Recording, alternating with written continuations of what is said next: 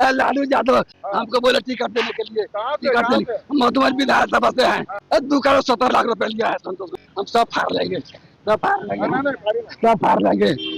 दोस्तों, बिहार इलेक्शन में एक नेताजी को टिकट नहीं मिलती है। वो इस गम में इतने पागल हो जाते हैं, बीच रोड पर हाई वोल्टेज ड्रामा शुरू कर देते हैं, अपना कुर्ता फाड़ते हैं, गंजी फाड़ते हैं।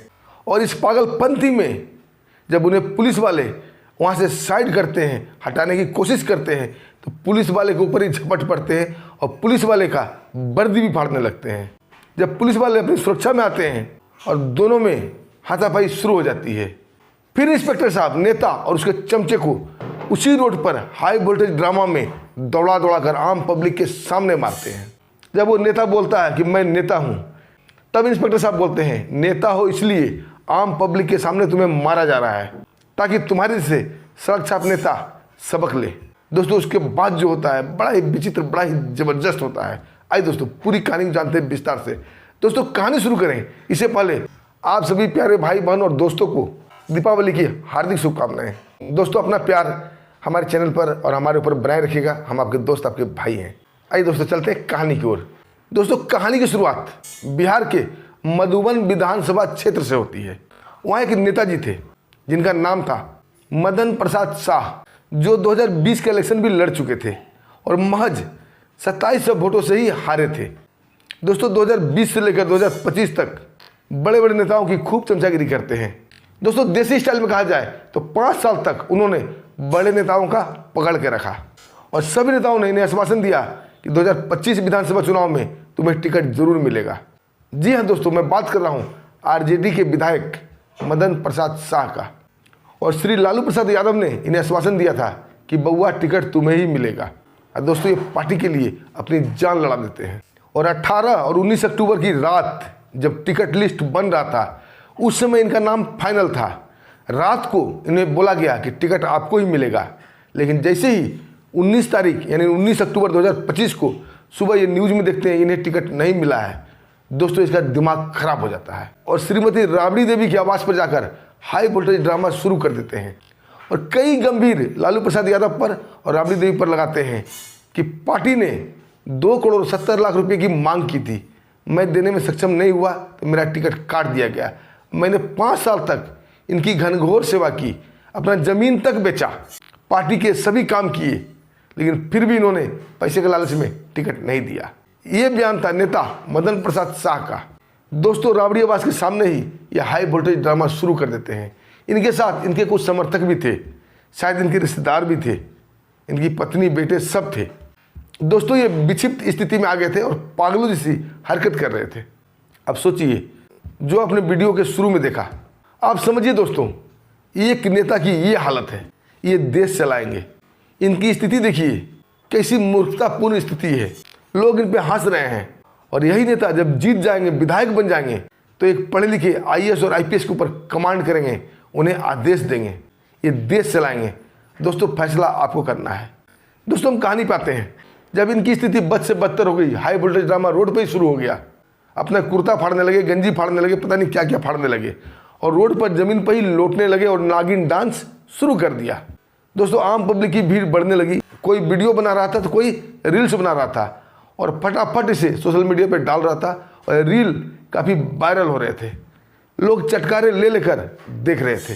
दोस्तों, आम पब्लिक जब ज़्यादा हो जाता है और आवागमन यानी यातायात ठप पड़ने लगती है, तो 2 पुलिस के बहादुर जवान वहाँ पहुँच जाते हैं। पुलिस के एक बहादुर जवान का नाम था रणधीर कुशवाहा और दूसरे पुलिस के बहादुर जवान का नाम था दीपक महतो। दोनों आते हैं और नेताजी को दोनों हाथ से पकड़ते हैं और उन्हें साइड ले जाने लगते हैं। उनका मनसा कोई गलत नहीं था, उनका मनसा ये था कि रोड से इनको साइड कर दें ताकि हाई वोल्टेज ड्रामा थोड़ा देर रुक जाए। लेकिन दोस्तों, नेता मदन प्रसाद शाह इसको अपनी इज्जत में लेते हैं। पागल तो पहले ही हो गए थे। दोस्तों, पुलिस वाले से ही उलझ पड़ते हैं, अपने कुर्ते बनियान के साथ साथ पुलिस की वर्दी पे हाथ डाल देते हैं, उन्हें फाड़ने की चेष्टा करते हैं। दोस्तों, किसी तरह सिपाही रणधीर और सिपाही दीपक अपनी वर्दी बचाते हैं। फिर भी वर्दी के बटन टूट ही गए थे, भले ही वर्दी नहीं फटी थी, और वो बार बार पुलिस वाले पर झपट रहे थे और उसे गालियाँ भी बक रहे थे और कह रहे थे कि मैं एक नेता हूँ, मैंने पिछली इलेक्शन लड़ा था, महज 2700 वोटों से हार गए थे तुम मेरा हाथ कैसे पकड़े।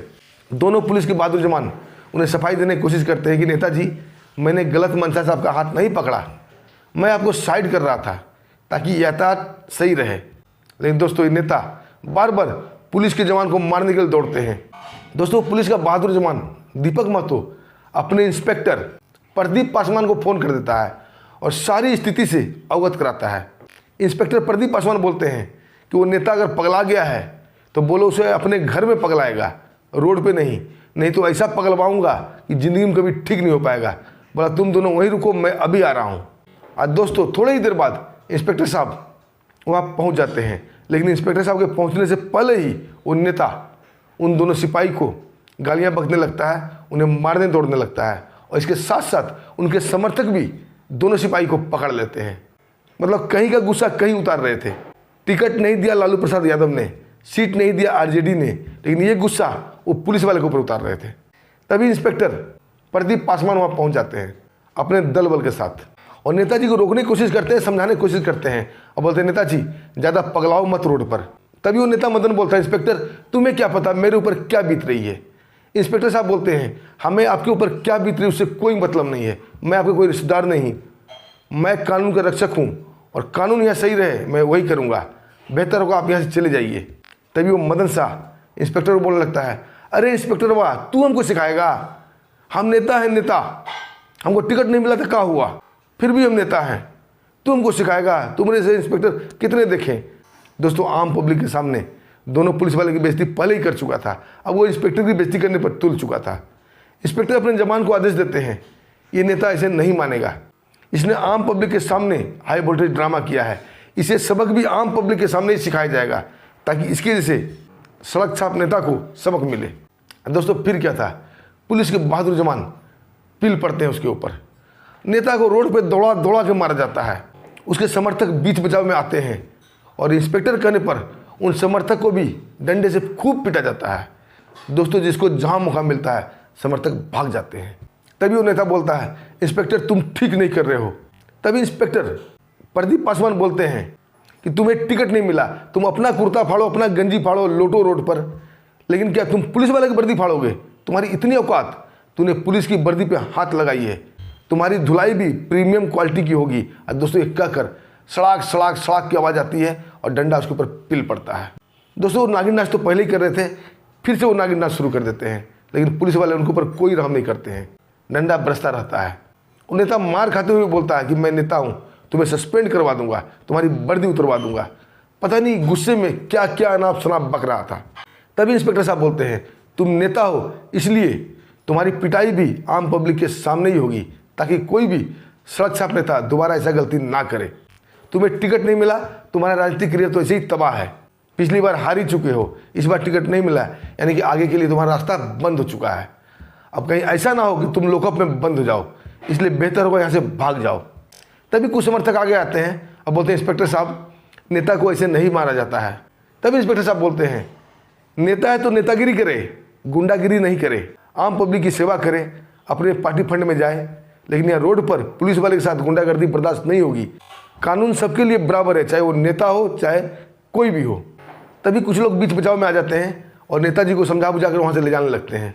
तभी इंस्पेक्टर साहब आम पब्लिक को संबोधित करके बोलते हैं कि देख रहे हो ना भाइयों, ऐसे नेता देश चलाएंगे। जिस नेता को ये अकल नहीं है कि रोड पर कैसे व्यवहार करना चाहिए, बताइए बीच सड़क पर आम पब्लिक के सामने अपना कुर्ता फाड़ रहा है, गंजी फाड़ रहा है, रोड पे लौट रहा है, नागिन डांस कर रहा है, और यही नेता कल जीत के आएगा तो हमारे ऊपर हुक्म चलाएगा। बताओ ऐसे नेता की ज़रूरत है देश में, ये देश चलाएंगे हमारे। दोस्तों ऐसे नेता पर आप क्या कहना चाहेंगे, अपने दिल की बात कमेंट के माध्यम से ज़रूर लिखिएगा। और इंस्पेक्टर साहब ने नेता को सबक सिखा के सही किया या गलत, आप इसका जवाब जरूर दीजिएगा। दोस्तों वीडियो अच्छी लगी और वीडियो पसंद आई तो वीडियो को लाइक कीजिएगा, चैनल को सब्सक्राइब भी कीजिएगा दोस्तों, क्योंकि आप हमारे यूट्यूब फैमिली के सदस्य हैं। हम आपको अपना परिवार का हिस्सा मानते हैं और आप भी हमें अपना भाई मानिए। और दोस्तों जाते जाते फिर से एक बार आप लोग हैप्पी दिवाली। दोस्तों अब हमें आज्ञा दीजिए। नमस्कार, जय हिंद, जय भारत।